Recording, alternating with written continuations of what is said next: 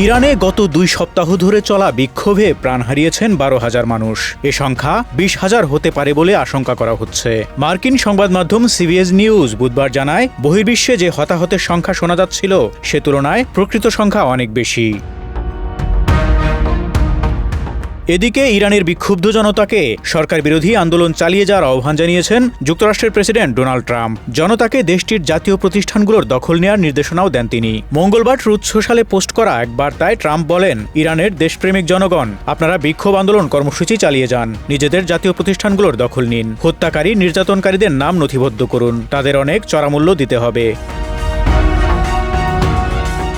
Trump জানান, ইরানের বিক্ষোভকারীদের উপর হামলার প্রতিবাদ হিসেবে তেহরানের কর্মকর্তাদের সঙ্গে যাবতীয় বৈঠক স্থগিতের সিদ্ধান্ত নিয়েছেন তিনি। ট্রাম্পের অভিযোগ, ইরানে বিক্ষোভ দমন করতে নির্বিচারে গুলি চালানো হচ্ছে।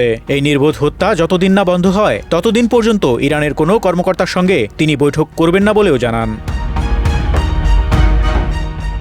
সিবিএস নিউজকে দেয়া এক সাক্ষাৎকারে ইরানে যুক্তরাষ্ট্রের সম্ভাব্য অভিযান সম্পর্কিত এক প্রশ্নের উত্তরে ডোনাল্ড ট্রাম্প বলেন, ইরানে হতাহত সংক্রান্ত যাচাইকৃত তথ্য এখনও যুক্তরাষ্ট্রের হাতে আসেনি। মূলত এ কারণেই ইরানের সম্ভাব্য হামলার ব্যাপারে এখন পর্যন্ত স্থির সিদ্ধান্তে আসতে পারেনি ওয়াশিংটন।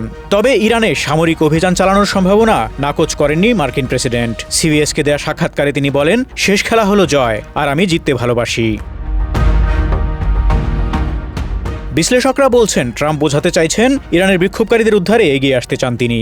দেখা যাচ্ছে, ইরানের চলমান বিক্ষোভ নিয়ে ক্রমেই আক্রমণাত্মক হয়ে উঠছেন ট্রাম্প। তিনি বলেন, যুক্তরাষ্ট্র লকড অ্যান্ড লোডেড, মানে হামলার জন্য প্রস্তুত। তবে অতীতে দেখা গেছে বড় বড় হুমকি প্রায়ই নীতির জায়গায় দাঁড় করান ট্রাম্প। পূর্বসূরিদের মতো একই পথে হাঁটতে চাইবেন না তিনি। ওবামা আলোচনা করে পিছু হটেছিলেন, বাইডেন সিদ্ধান্তহীনতায় ভুগেছেন। তবে ট্রাম্প নিজেকে সেই প্রেসিডেন্ট হিসেবে দেখতে চান, যিনি শেষ পর্যন্ত কাজটি করে দেখিয়েছেন।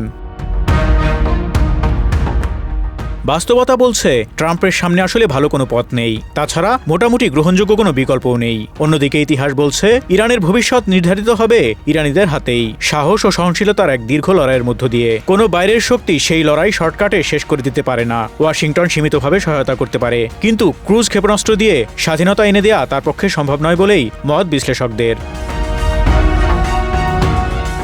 Desk report, Dhaka express.